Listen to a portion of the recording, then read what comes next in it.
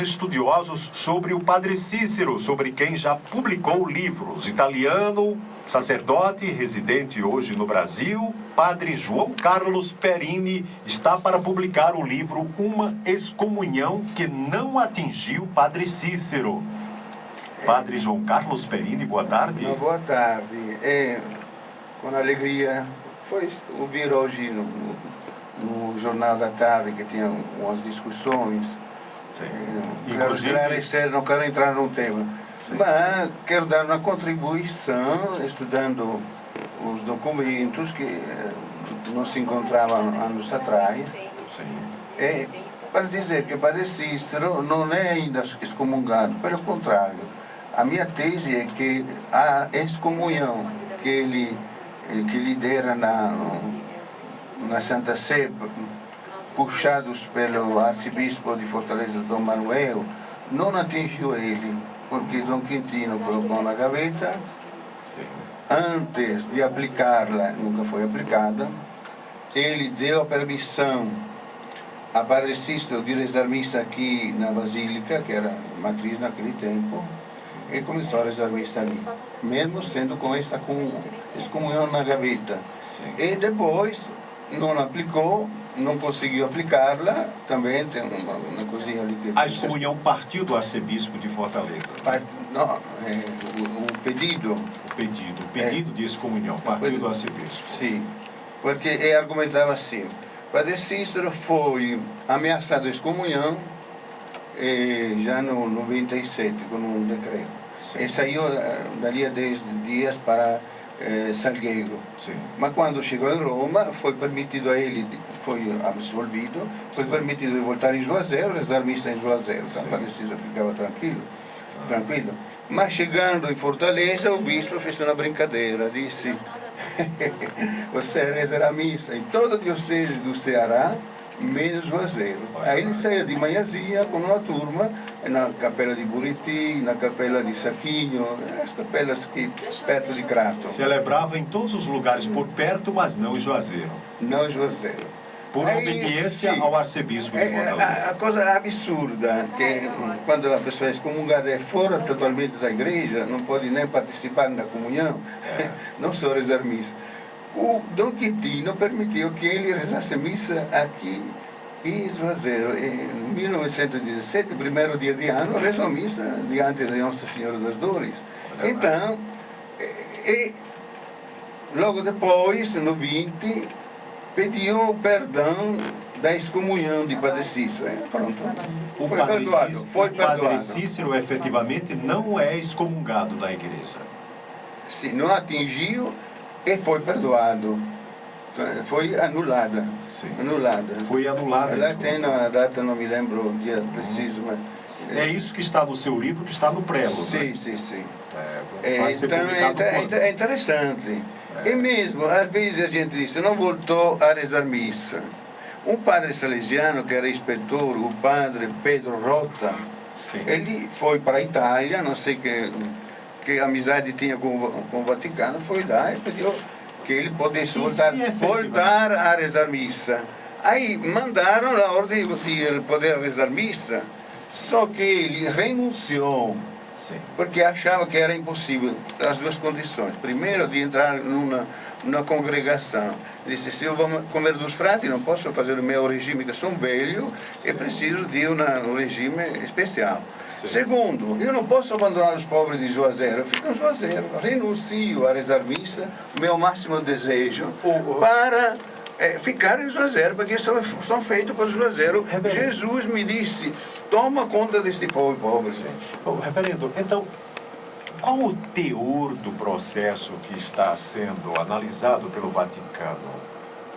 Este processo, eu acho que tem umas coisas que não ficou boa.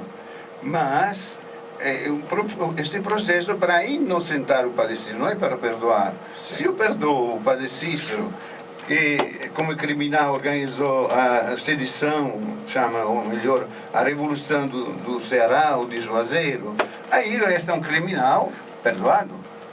Não é uma ficha boa para fazer o santo. Então vamos partir do princípio que o senhor disse que o Padre Cícero não está excomungado pela igreja. Não. né? Não, depois todo mundo que ele pode ler. celebrou e tudo. Então,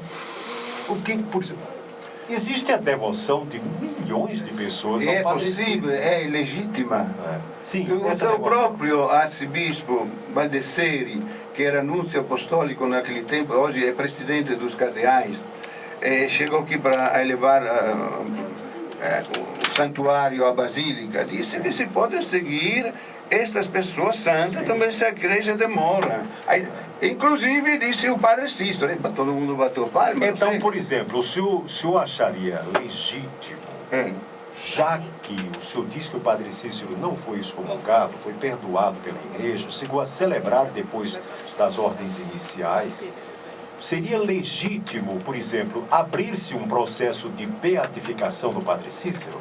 Seria possível. Eu consultei umas pessoas que entendem, que trabalham em Vaticano.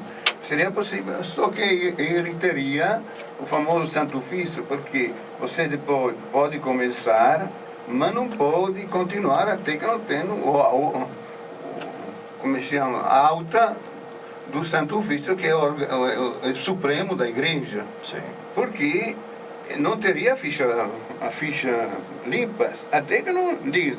Padre Cícero não fez a guerra, Padre Cícero não foi desobediente, Padre Cícero não fez isso, não fez aquilo. O senhor acha que para um possível processo não, de mas eles fizeram o processo, tem outros entraves, e não é culpa do bispo, que o Brasil se sacrificou, todo mundo sabe.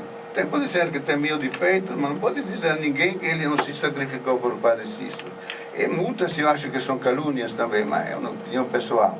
Sim. Então, o cardeal disse que depende de nós. Sim. Porque aqui está sendo uma guerra. E o Vaticano não quer proclamar o Padre Cícero no meio de uma guerra. Sim. Então, essas manifestações exageradas, em lugar de acelerar a reabilitação do Padre Cícero, fazem com que o Vaticano diga, vamos ver o que acontece. Se estão queimando, se estão quase matando. Na sua visão, o senhor que é padre, nasceu bem pertinho do Vaticano, é um grande estudioso, já tendo publicado tantos e tantos livros, Padre João Carlos. Na sua avaliação, o Vaticano fica a par de todas essas movimentações? Fica. Eu penso também, como eu conheço o movimento, que ele um dia colocará uns espiões, vamos dizer assim, que se chamam enviado apostólico, para ver o que acontece. Está entendendo?